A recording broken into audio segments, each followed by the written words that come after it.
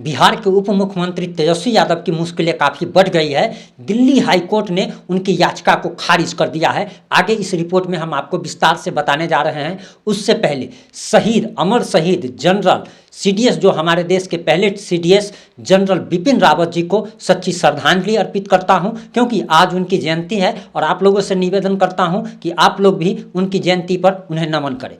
दरअसल अब आगे आपको हम बताने जा रहे हैं कि बिहार के उप मुख्यमंत्री तेजस्वी यादव की मुश्किलें कैसे बढ़ गई है। आपको बताते चले कि सीबीआई ने उनको दो सम्मन भेजा था और उन्हें अपने सामने हाजिर होने को कहा था, लेकिन तेजस्वी यादव ने पहले ये कहा कि दरअसल उन्हें विधानसभा में मौजूद रहना है। अभी विधानसभा का सत्र चल रहा है और उनके पास समय की कमी है, जिसके कारण वे सीबीआई के सामने पेश नहीं हो सकते।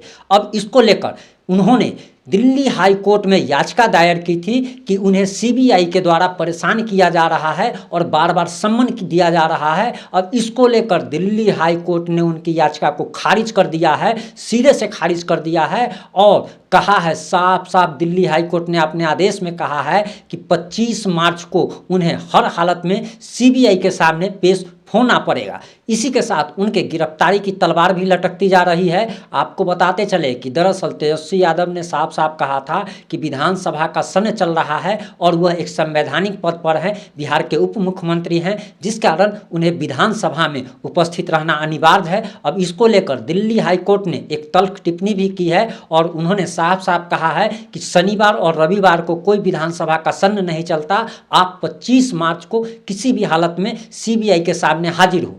इसके साथ ही तेजस्वी यादव पर जो गिरफ्तारी की तलवार जो लटक रही थी, अभी वो फिलहाल अब वो गिरफ्तारी की तलवार खत्म हो चुकी है, क्योंकि ये 25 मार्च तक खत्म हो चुकी है, क्योंकि हाईकोर्ट ने साफ साफ आदेश दिया है कि अभी उनकी गिरफ्तारी नहीं होगी। वहीं ये भी बताया जा रहा है कि 25 मार्च को जिस तरीके से वो सीबीआई के सामने में पेश होंगे और उनको पेश अब होना पड़ेगा, क्योंकि दिल्ली हाईकोर्ट ने अपने आदेश में कहा है और वे जब सीबीआई के सामने पेश होंगे और अगर सीबीआई के साथ पूछताछ में वे अगर सहयोग अगर नहीं करते हैं, तब हो सकता है कि सीबीआई उनकी गिरफ्तारी करे। वैसे आपको बताते चले कि 17 घंटे तक वहाँ पे तेजस्वी यादव के आवास पे हो या फिर लालू प्रसाद यादव के आवास पे या लालू प्रसाद यादव के बेटियों के आवास पे 17 घंटे तक अलग अलग ठिकानों पर छापेमारी चली थी और तेजस्वी यादव ने खुद ये आरोप लगाया था कि उनकी गर्भवती पत्नी को परेशान किया गया। आपको बताते चले कि तेजस्वी यादव की पत्नी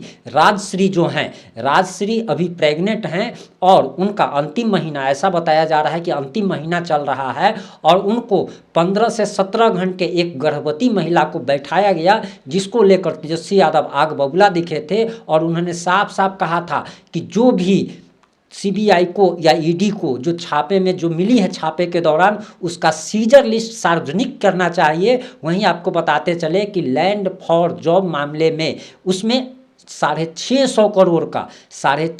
करोड़ के घपले का आरोप लगा है। वहीं आपको ये भी बताते चले कि इसी मामले में लालू प्रसाद यादव, मीसा भारती और राबड़ी देवी को तीनों को जमानत मिल चुकी है। यानी कि अगर आपको बताते चले तो 15 मार्च को इन तीनों लोगों को जमानत मिल गई और जमानत मिलने के बाद आरजेडी कार्यकर्ता नेता खुशी से जब लड्डू बांट रहे थे और बीजेपी नेताओं विधायकों जो कि प्रोटेस्ट पे बैठे हुए थे, धरना पे बैठे हुए थे, और जब वो लड्डू खिलाने पहुंचते हैं तो वहाँ मारपीट हो जाती है, बीजेपी के विधायक परात उठाकर फेंक दिया जाता है। वैसे आपको बताते चले कि अभी मनीष कश्यप की भी गिरफ्तारी की संभावना बढ़ गई है, क्योंकि बीते रात ही 15 मार्च को बीते रात में बिहार पुलिस ने एक प्रेस विज्ञप्ति जारी की है और साफ साफ कहा है कि देश के कई राज्यों में टीमें गठित की है, वो सघन छापेमारी अभियान चला रही है और मनीष कश्यप के खिलाफ गिरफ्तारी का वारंट भी कोर्ट से इशू हो चुका है। वहीं आपको बताते चले कि 42 लाख रुपया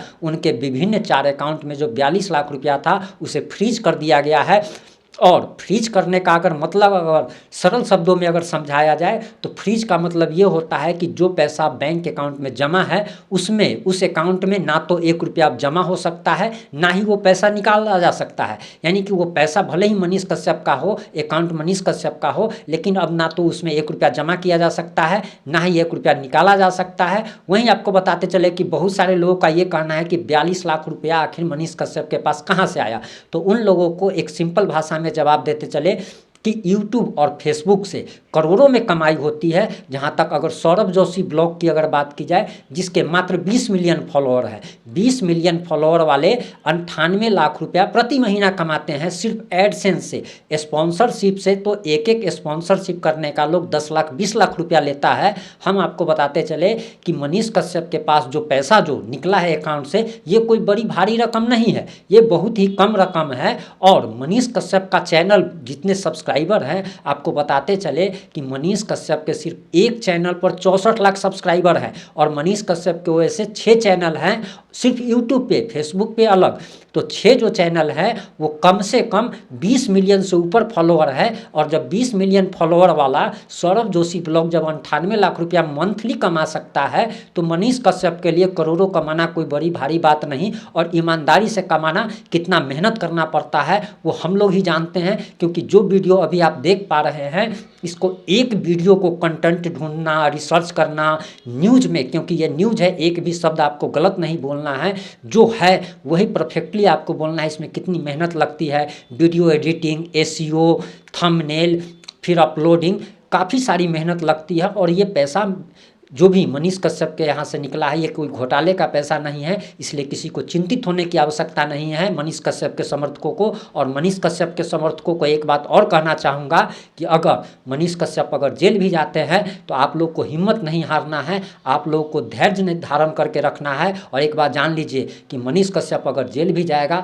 तो उसने कोई हत्या नहीं किया है, कोई बलात्कार नहीं किया है, कोई अपहरण नहीं किया है। जेल जाएगा, वो आर्मी के जवान का बेटा है, वो फिर वापस आएगा और फिर जब वापस आएगा तो उसी रंग में, उसी रंगत में दिखेगा। और आप लोग को कोई विशेष चिंता नहीं करनी है। जहां तक तेजस्वी यादव की बात है, अब ये संभावना बन रही है, खैर अभी तो 25 मार्च तक ये संभावना खत्म हो चुकी है कि तेजस्वी यादव की गिरफ्तारी होगी, लेकिन 25 मार्च को जब वो सीबीआई के सामने पेश होंगे और अगर वो सीबीआई के साथ पूछताछ में अगर सहयोग नहीं करते हैं तो हो सकता है कि तेजस्वी यादव की गिरफ्तारी संभव है। लेकिन अभी की जो परिस्थिति है और राजनीतिक घटनाक्रम जो चल रहा है, इस अवस्था में अगर तेजस्वी यादव अगर गिरफ्तार हो जाते हैं, अगर जेल चले जाते हैं, तो तेजस्वी यादव की पार्टी पर बहुत बड़ा फर्क आ जाएगा। आपको बताते चले कि नीतीश कुमार, जिनको पलटू राम कहा जाता है, अगर तेजस्वी यादव अगर किसी भी परिस्थिति में अगर जेल अगर चले जाते हैं तो उनकी पार्टी का टूटना तय माना जा रहा है और महागठबंधन की सरकार का गिरना तय माना जा रहा है।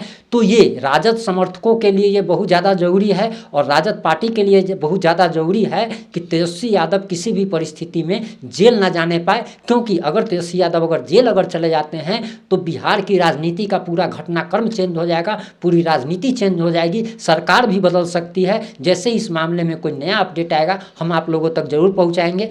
और जुड़े रहें हमारे साथ। जनरल से अमर शहीद जनरल CDS बिपिन रावत जी को एक बार फिर से सच्ची श्रद्धांजलि। जय हिंद, जय भारत।